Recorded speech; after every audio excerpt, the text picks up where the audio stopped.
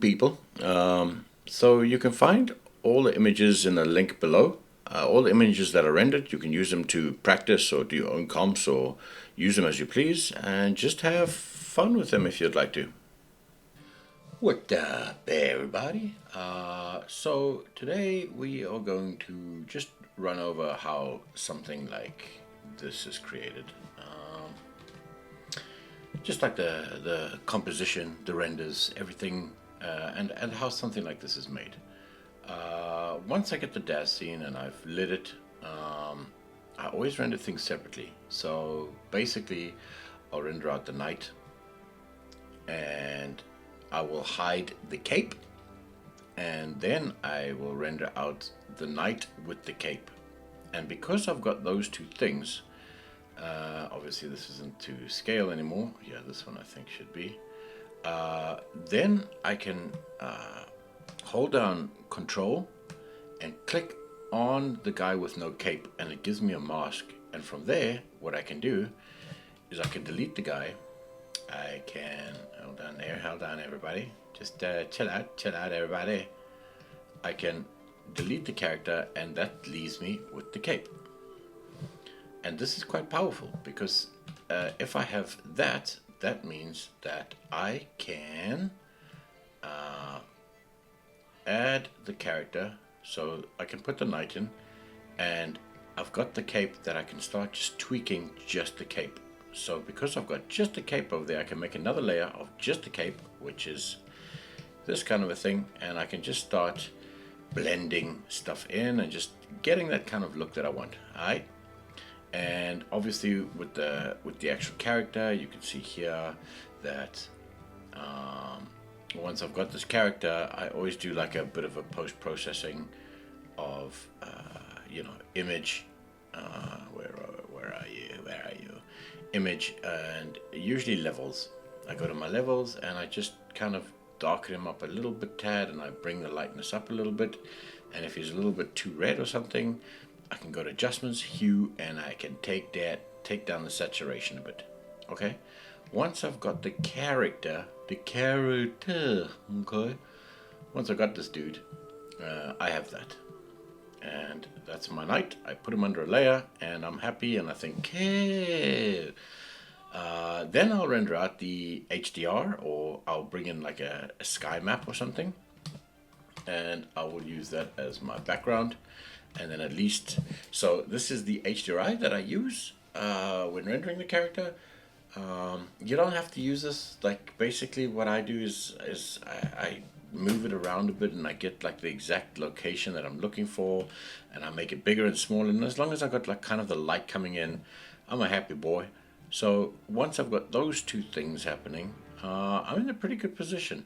Now the cool thing is I can go back into DAZ. I can delete my entire scene, not the lighting setup though. So the lights and the HDRI that I'm using, I leave those, and I can just delete the scene so I don't have to render it again, and I can start chucking in different characters. Something like this guy, I can just chuck him in. You can see he's just like a character that I've got. Let's see, in the originals I've got like what is this? What is the meaning of this? That's that dude again. Don't want him. But you can see like I've got character like this, and then I take the hand and I cut it off. And because I've got this, I always save a list of originals there. I've got a hand on a separate thing. And all I have to do is just blur as I want. So I've got control over the blur, and I can put them in, and everything is happy. So once I've got that dude, I can put him in, and the same with these. I just shove them in, and I've got all these characters that I can just start. There we go. So I just put him in the background. I know that they're going to be blurred, so I don't care too much about the quality of them. I just put them in. This I just drew in Photoshop. Like literally, if you take one of these tools and you just do something like that, and then you can start coloring it in.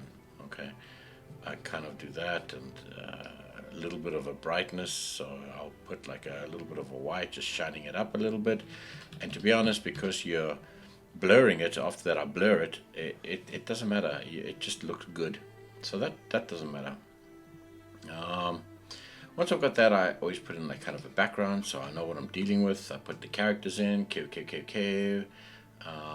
And the reason he's cut off there is because I have this black mask on. I always put like a, kind of it gives it like a bit of a filmatic kind of a style. So it gives it like a nice style if I put these black markers on here. It just, all of a sudden it's like picture and boom, Hollywood. So I always, like a lot of my pictures, if I want that kind of Hollywood feel or if I want that kind of cinematic feel, I'll always put like, make it a little bit higher and lower, and I'll put these cool lines on the top and bottom, and it just gives it that kind of nice feel. Once I've got that dude, I've got my knight, and I've got this knight that I've shoved in there, and I should have one more knight, which is this guy. Boom. And the exact same thing with this guy. All I do is I just chuck a character in, put a quick pose, do a quick thing of the hair. It doesn't matter. It's going to be blurred. So I put it in the scene, I render it out. It takes 5 seconds to render because the scene is clear. It's just got that character in. You can place him anywhere. It doesn't matter. And you can move him around in Photoshop because he's on an alpha. So you can just start building up a background very easily. I'll show a quick example of that. So here's that quick example. Here I've got Wolfgang. I've made his cape invisible. I render him out. Once I'm done with, I'll render it properly. Once I'm done with that, I can just hide old Wolfgang group, and I can just hide him. Oh, I will render him, sorry. So I will render him with his cape. Where's that cape? Cape? So then I'll render him with his cape. So all the lighting and everything is correct then, and it's all good. Once I'm done with that, all I'm gonna do is I'm gonna take off the group, and I will obviously delete or hide these things because we don't need them. Where are you? Where is it? Where are you? Oh, God help us all.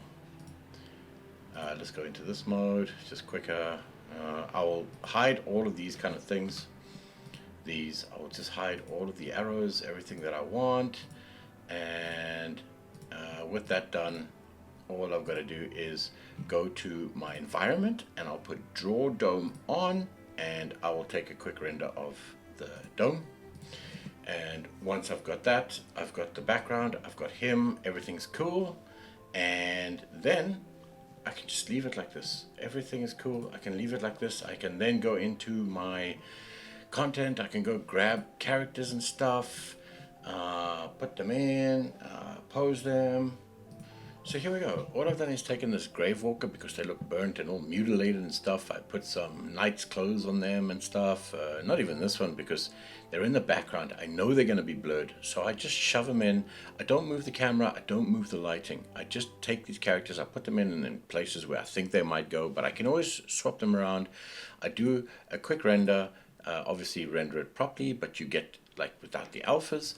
And it just becomes so easy. Bam, bam. I've got 2 characters there. I've got the image. I can take them out. Perfect. Once I'm done with that, I can just get rid of these grave whackers. There's the one. Okay, let's just delete this for now. And where's the other one? There we go. So delete them. And then I can just put in other things that I want to see. Let's see if I've got them here. Don't know why the stone's there. Nobody knows, in fact. I can render out the column by itself. The background. So I just chuck in a background, put it away in the background. I know I'm going to blur it, and I'll render that. I'll render it as a separate thing, which is pretty cool. And every item I can just to save render times and to have things on their own layers. It's so important to have things on their own layers because that gives you power. Okay, I know there's some people that go, oh, no post-processing. It's rubbish. Post-processing is the wizard behind images. It's needed. It's absolute control. And the one thing an artist wants is control. If you don't have control, you're losing out on speed, power, and absolute creativity. So it's a good thing to have. Right, let's continue. Okay, so back in Photoshop, remember that I rendered out what is it they're called? Let me see if I still got these. Yes, night wall. I want to see if I've got the castle that I rendered out. I did not save it. I did not save it, Kyle. Let's see what this is. Okay, so you see, it's all clean and clear and crisp and whatever, but then I put a blur on it. I mess with its levels. Obviously this thing over here, you know, I mess with these kind of things, adjustments. I go to levels, I pump it down a little bit to pop out the foreground. I raise it so it gets like a nice highlights on it. You can see over here, I'll say okay, and I'll go to filter, blur, and I will do lens blur, because lens blur is awesome. And over here you can start seeing what it is, and you can start raising it higher and raising it lower, whatever you want. Hit OK, and you've got this cool looking background. See that? I've already done mine, which is this one. And you've got your background. Boom, baby. I also did a castle, same thing. But the nice thing about the castle is I could move it around. I did a big render of it. I could move it around. I could put it where I want, and I could blur it. And I've got, even though you hardly see it, I've got a cool castle in the background. And I made it a bit lighter, but you can do whatever the hell you want with it. So you can darken it. You can just, you know, something that just kind of shows something in the background. I settled on this. And now you see how you start building your layers up, and everything is layered one under the other, and you start to build up an image.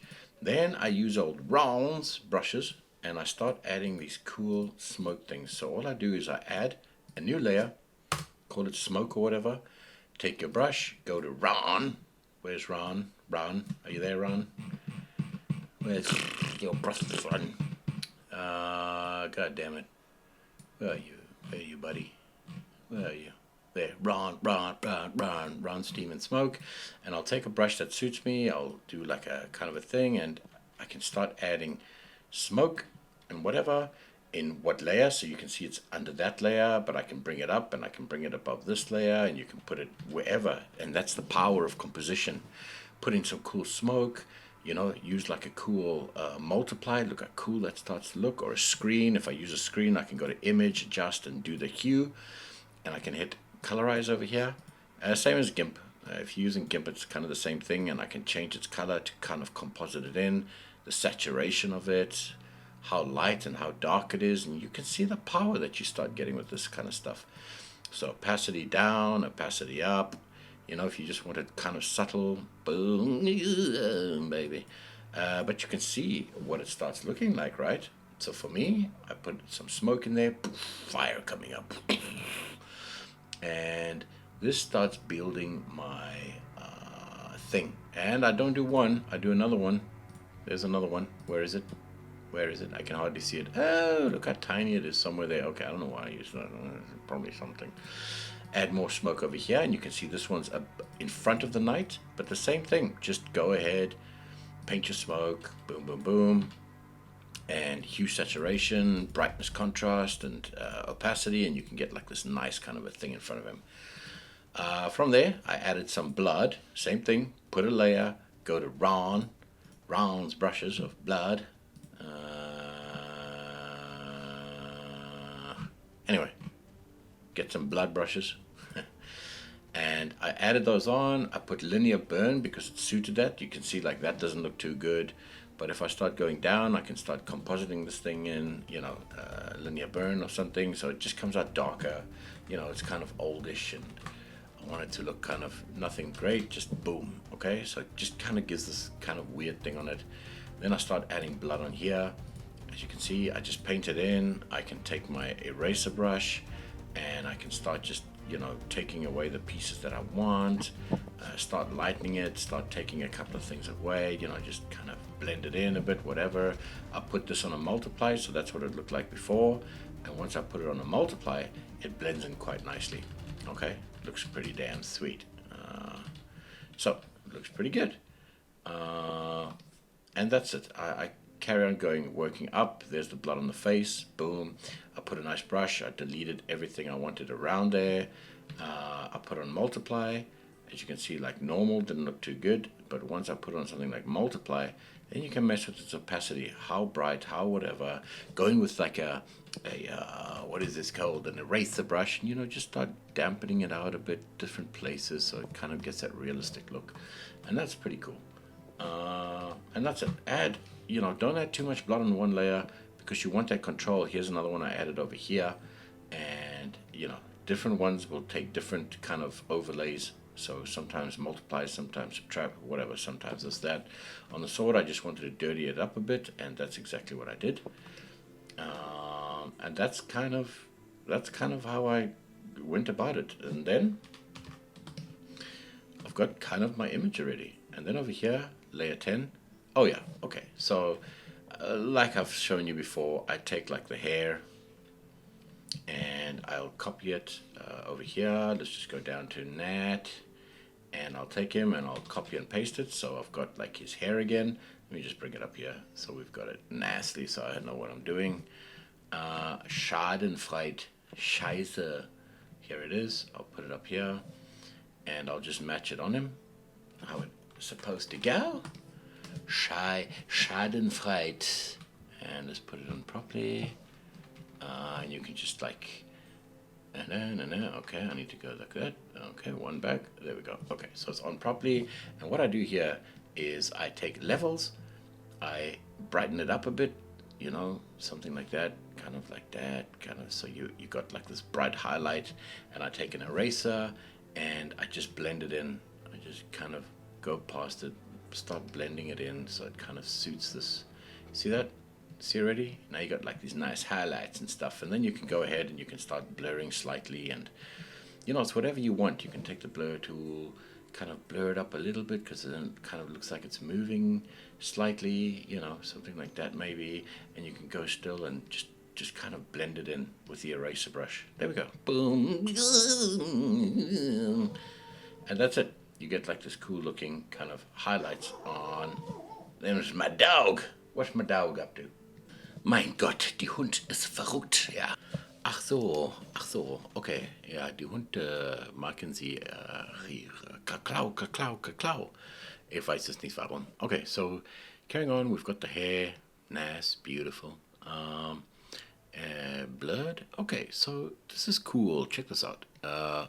It just gives a bit of movement. I don't know why I called it blood, but basically all you do is you create a new layer, call it dust. Jeez, I call everything... Oh, my labeling is absolutely terrible. Okay, so I can take a brush. I can go to my new dust. Take like a brush, something. You know what? I'll copy like, if you hold down Alt, you can paintbrush something. I'll pick like a darker color, and I'll go to the Schadenfreude and the brushings, something like this. And I'll just start painting like these kind of. You can do whatever you want, whatever tones you want. Like just little things like this, and you can see where they fit nicely. something like that, I suppose. And you can filter, blur, and you can put something like Gaussian blur on them or something. And you can see already what it starts to do. It starts to give like these cool things. And if you're not happy with that, you can just take your eraser and just start, just kind of breaking them up a bit, or whatever you want to do. But you see how it gives you kind of movement. Same with these over there. You know, you can just do like little dots and things, and then you can go ahead and you can go into your image and something like hue saturation, something like that, and you can just start blending them in better, something like that. And you can start just deleting stuff away and whatever, mate. And that's how you can start getting like a little bit of kind of debris in your scene. And that's what I've done here. That's all I've done here. It just adds something, a little bit of something. Okay. Then I've got fear. What is fear? It's nothing. My God, my naming, bro. My naming. It's gonna be the death of me, Kale. It's gonna be the death of me. And then I'll add like a vignette, like you can see just over there, something like that. You see, something subtle. You'll just make another layer, new layer, call it vignette. I don't know how to spell that, but go to a brush, take black, choose black as a color, make your brush big, so Prägings, like so, ach so, nicht so groß, Schadenfreude. And you can just start painting in like blackness, and what this does is it starts to focus on your subject very nicely. Over here is light, so I want to leave that alone. And then after that, you can just take like an eraser brush, and you can just start kind of folding it back gently. I use a Wacom, so it's pressure sensitive, so it erases as much as all the pressure. You see that? Beautiful. And from there, you can just get kind of what you want, something very subtle, something like that, and you're good to go. Okay. And I just did this little bit over here. I mean, I could have gone more, I suppose, but I just went subtle, something just in the corner there, as you can see it. Right. The other thing is always put your signature on your work. Look at this. It's over here. It's very subtle. All my signatures are so subtle. They're ridiculous. Look at this. Boom. Baby. So, that's it. And then, on top of that, once you've got your image finished, you see what I've done here is, there we go. This is kind of Ron's brushes again. And it's just hexagon, octagon, 1, 2, 3, 4, 5, 6. Hexagon. I don't know what that is, but I just made like kind of these dots everywhere and more of those fire things. Right, so you're probably wondering how I get like these kind of fire streaks and stuff. Another easy kind of a thing. Make a new layer. Boom, baby. Go with a white. I'm going to choose like a bright white. And I'm going to start taking like a small brush and look, just something, let's go a little bit higher, something like that, and start painting in your, like your sparks or whatever, something like that. Okay, it's not perfect, but you get the gist, yeah. Then I'll put on like a screen. I'll take my image and I'll go to hue saturation, and I'll colorize the thing, and I'll put the saturation all the way up and the lightness start going a little bit down until I start getting a color. And then I can start choosing like a kind of a brightness there. See that? Something like that. Something just a little bit yellow or something. From there, I can double click on this part of the layer, get my effects, and I'm going to take an outer glow, and there we go. So I'll put it on like an orangey or something. I put the size, you see the size here. I start to blur it out ever so slightly, and my opacity is all the way up. Boom, and you've got it. And that's kind of what it is. Then what I do is I put like a motion blur on it. Blur, motion, wah. And you can see there, let's aim it to the same kind of size, and you can see what it starts to do. I mean, you could even aim it away, something like that. Look at that. Boom. Beast, bro. Beast. Something like that, a little bit down maybe. Here we go. And there we go. You've got like these cool sparks and stuff. And once again, you can take your eraser and you can start just, cutting it up a bit, just going in, just giving it the old dabble, a little bit lighter on the tails, maybe something like that. And you can get these really cool looks of like sparks and things like that. Okay? And that's what this is. So that's what all these little things are. Same with the hexagons. It's a separate layer that I did. Put some glow in them. And over here, this large kind of brightness spot here is dust. It's dust that's glowing. Exact same way you did sparks. And I just put on glows and stuff, and I made it bright there. Okay? And that's the same thing over here. You can see like I did like a lot of little streaks. I composited them in. Hue, saturation, brightness, color, opacity, and just blend them in. Okay, so also the one thing that you probably want to learn is how to put like motion. You see like this kind of motion. Now, Hdri, for some odd reason, it's, like I said, it's an entry-level renderer. It doesn't support motion blur, which is weird. So how you fake this in something like this is you duplicate the layer. So here I've got my knight there. I have duplicated him. I take the duplicate on top there and I say filter, blur, and I say motion blur, and I get my blur. I can put my blur how I want it, something like that maybe, don't overdo it. You just want like subtle blur, something like that. And once I've got that, then I've got that layer. Then I can take my eraser brush. I can just make it a little bit bigger, like something like that, something like that, something like that, something like this. And I can start erasing. So the parts that I want in focus, like the face, I can just take off the motion blur. I can just blend it a bit into the hair, take a little bit away from here, say. This side of things I'll take away. You know, you don't want the whole thing in motion blur. You want things to be seen, but you kind of want that cool kind of you want the detail in the sword a little bit, and you know, just you're gonna blend it in. There we go. And that's how easy that you can get some cool looking motion blur on your image, some movement on your image, okay? And that's how easy that is. You duplicate the top one, you put motion blur on it, and you start erasing away.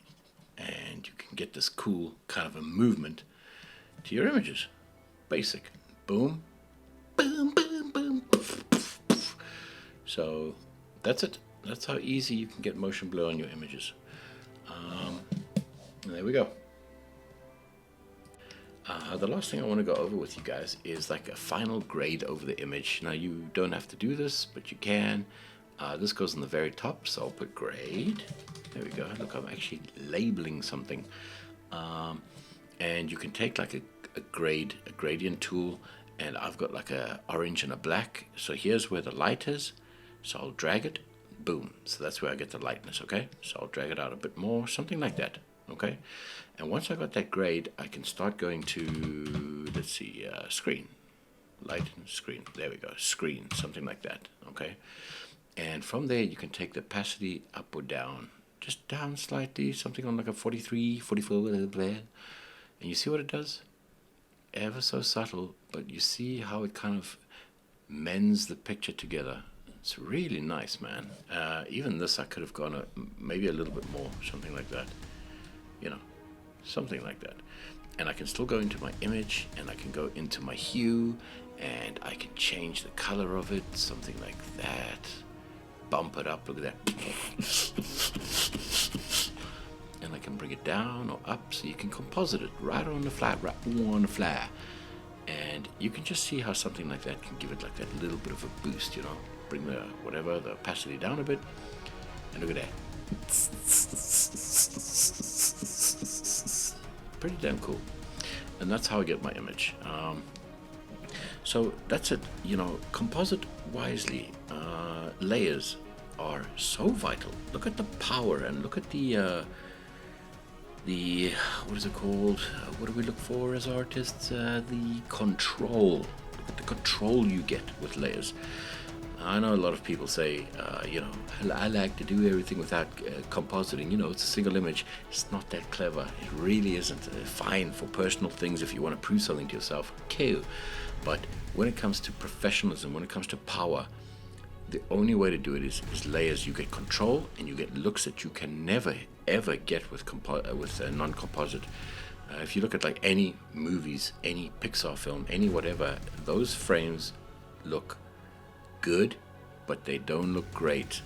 And because we're using something like Hdri for DAZ, it's not a good renderer. It's an entry-level renderer, which means it doesn't support basic things like motion blur. It doesn't support motion blur. It doesn't support AOVs, which means different passes like a albedo, a reflection, a specular. You know, this is kind of what any renderer supports, but Hdri is a very entry-level thing. It's not used professionally. I doubt it is. Then you get to something like Arnold. Arnold is like it's my favorite renderer of all time. It's just a beast. It's used a lot for big boy movies. It's probably the best render you can get at the moment, and this supports like AOVs and things like that. But the thing is, you know, in Hdri, it takes half an hour or an hour to render a cool image, a pretty damn cool image, and something like Arnold will take 3 days to render the same image. Sure, the quality difference is night and day between the two, but sometimes it's just not worth it. And that's why I highly recommend composite your stuff. Break it down into layers. It makes life easier. It makes things so much easier. It gives you control over your image, and it's the industry standard. If you go to a company and say, I did this with no composite work, they will turn you away. they're looking for skilled compositors, skilled people that know how to break things up into elements and use them. I can add any element into this image now, and it'll work. So this is my 2 cents. Use it, don't use it. But I hope this helps everybody. And thanks for joining me. And I'll see you in the next one. Bye, guys.